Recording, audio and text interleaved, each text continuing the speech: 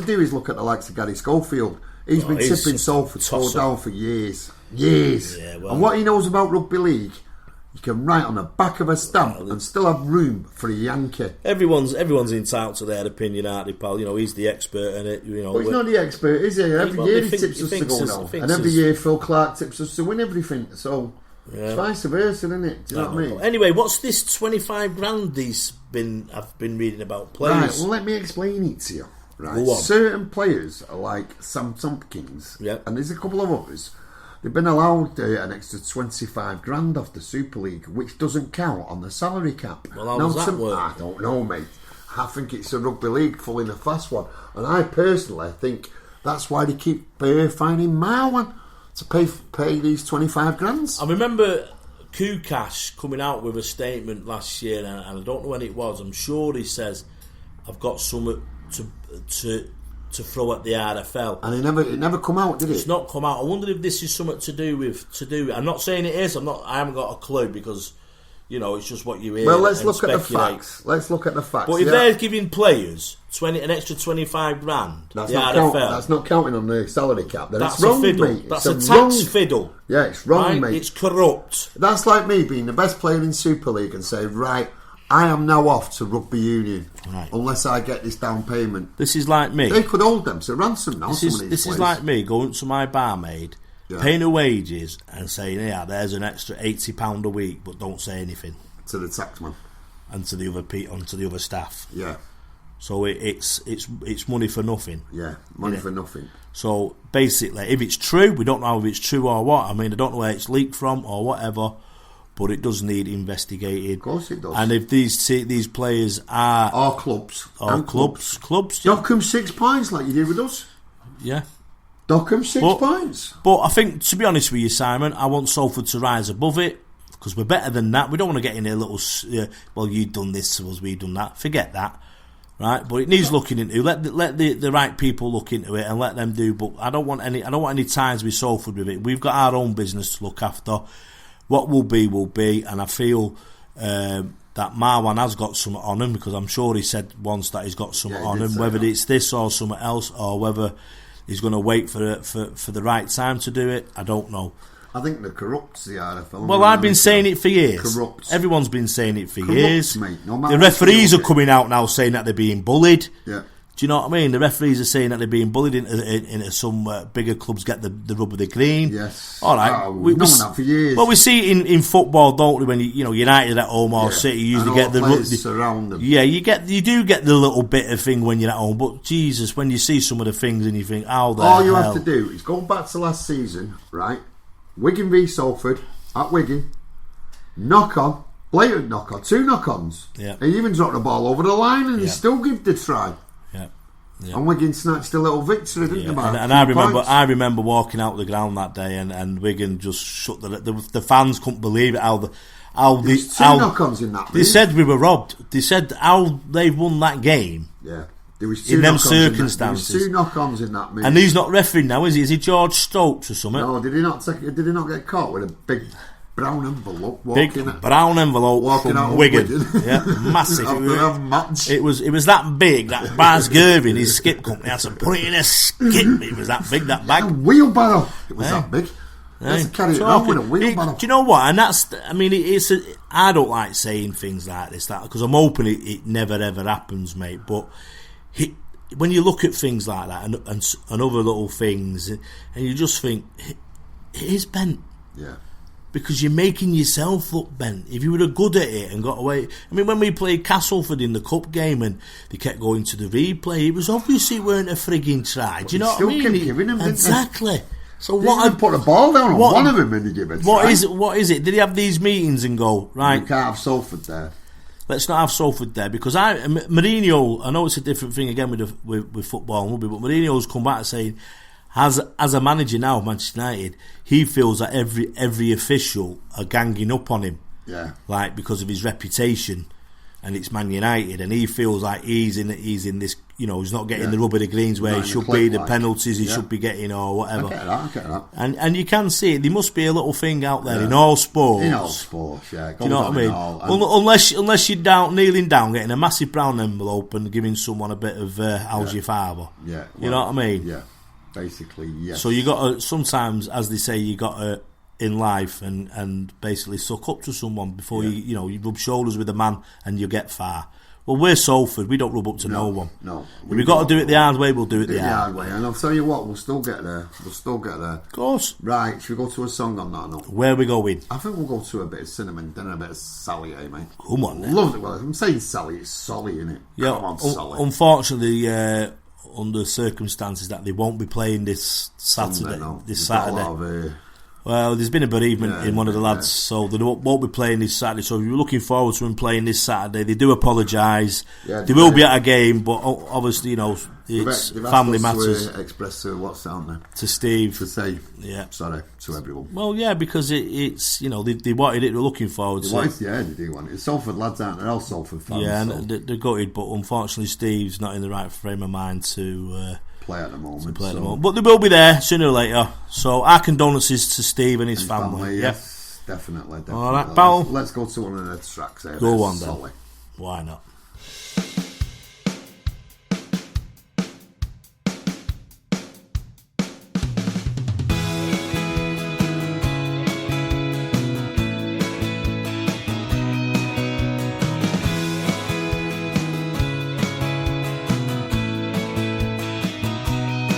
I go to Clifton to do my thinking, take my forks down by the lake.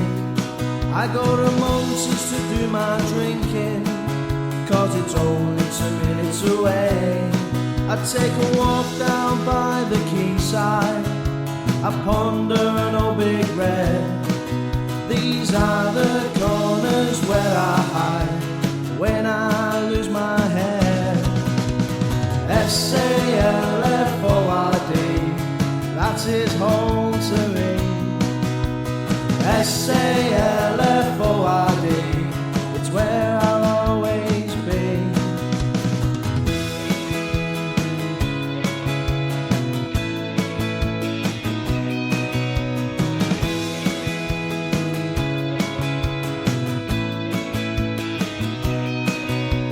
Weekends I'm at the AJ, but I miss the Willows days. Then I'm off down to the Union to get lost in a drunken haze. Spend my Wednesdays down a bar hill, trying to get the kids to behave. Snapping shots of memories, too good I've got to say. SALFORD, that is home to me.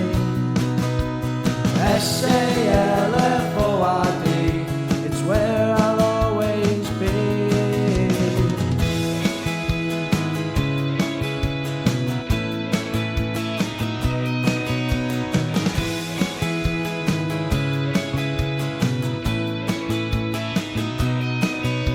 I'll nip on to the precinct, never knowing who I'll see.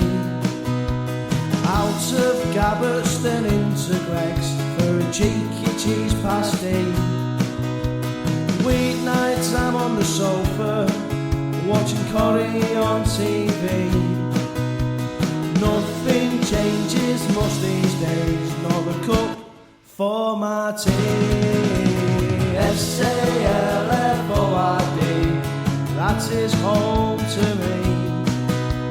SALFORD, it's where I'll always be. SALFORD, that is home to me. SALFORD, it's where I'll always be. SALFORD, that is home to me. SALFORD,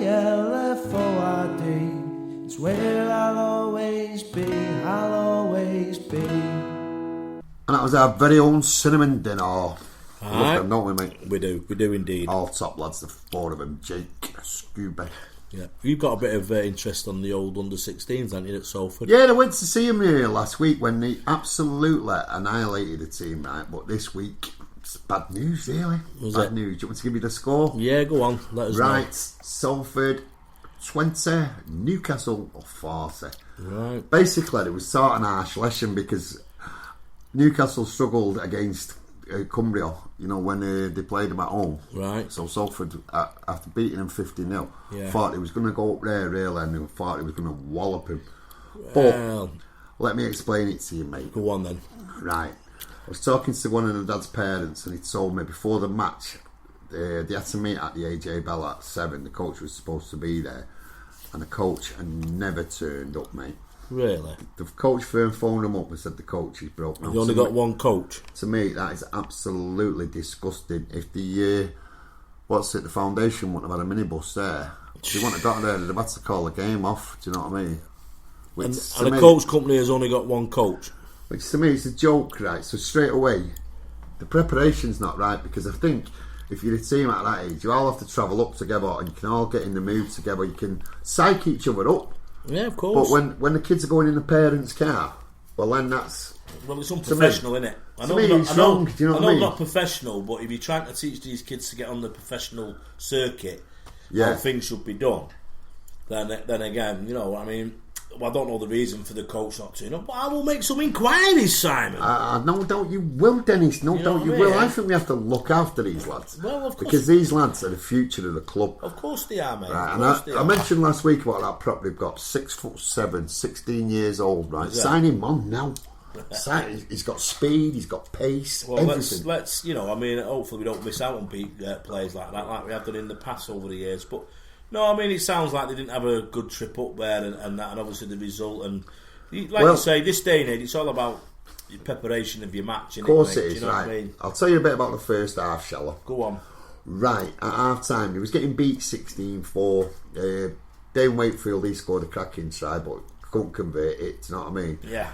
But it was 16-4 at half time, right? So, no, I think we scored just before half time to make it 22-10, if memory serves me, Right, so then at the start of the second half, boom, 2 quick tries, one from Matty Jones and one from Josh Grundy, right, plus a conversion. So it made them, it was 22-20. Right, so they were still in the game then, weren't they? Yeah, they was in the game. One further try and that was it, mate, right? And this is like going into the last 10 minutes. Salford, I think the lad was called, the winger got the ball, that's all I'm going to say. I'm not going to name names. Do you know what I mean? Right. Got the ball. He went round everybody and he tried to make the conversion easy, right? But as soon as he was running on the post, he got gang tackled. Right. All he had to do was put the ball down a couple of seconds later. All right. Basically. But he got gang tackled, he knocked on. Do you know what I mean? And if they'd have got that try, it would have been curtains for Gateshead. Do you know what I mean? They made it crumbled, mate, but it looks like Salford crumbled, didn't they? No, well, the last 10 minutes after that, it just knocked all stuffing out of them. Do you know what I mean? Yeah. And like I say, with 10 minutes to go, Thunder then took the upper hand and finished with three further tries, leaving Salford with a long trek home. But I also want to mention this. Now, I'm not happy about this. Gateshead Thunder, when they come to Salford, the under-16s, to get a meal at the Barley Farm, right? Right, yeah. Which is fair comment. Nice surroundings. Yeah, have a little meal. Yeah. You've come. Yeah. Salford got through pizzas and said eat them in the changing rooms. That's disgusting, that, innit, mate? Charming, that, innit? That's disgusting, you know what I mean? So, Salford, I hope you're going to And they weren't even Domino's? No. Disgusting. I hope they're going to remember that when the Salford... What? No, because 2 wrongs don't make a right. We're better than that. Correct, you know what I mean? Correct. I'm going to name the team anyway. Why? Because I think I should. Right, it was Finlay Smith at fullback, William Lynch, Elliot Farley, who got 2 goals, Dane Wakefield, who got 2 tries, Matty Jones got a try, Owen Hayes, Thomas Woodward, Jonathan Thomas, Josh Grundy, Ben Bamber, that's the one I'm telling you about me, Cameron Baker, Harry Saxton Martin, that's a good name. Ooh, that's a proper name. Hello, Harry. Very conservative. Billy England, now that's a good name, isn't it? Oh, Billy England, playing for England. We like the sound of that. Tom Farr, Callum McGarty, Jordan Hilton, Jordan Burns, Joe Lawler and Ben Rowland. So there's a mention for all the lads. I like to mention them because, like I said before, then I think they're the future of the club and I think we're going to have to help them some way. Well, good luck, boys. You know what I mean? I'm sure they'll get over that. I'm sure they will. It's just a pity that this weekend's game's been called off because they could have responded with the right Why is it called off? Cumbria has called it off for some reason. I'm not sure. Well, like no dramas, There's then. no game this weekend for the under-16s. Never mind. Keep going, boys. We'll always give you a little bit of a shout out. We'll cover every game they play, mate. We'll give them a shout out. Well, you know what I mean. Salford, aren't they? Correct. Salford.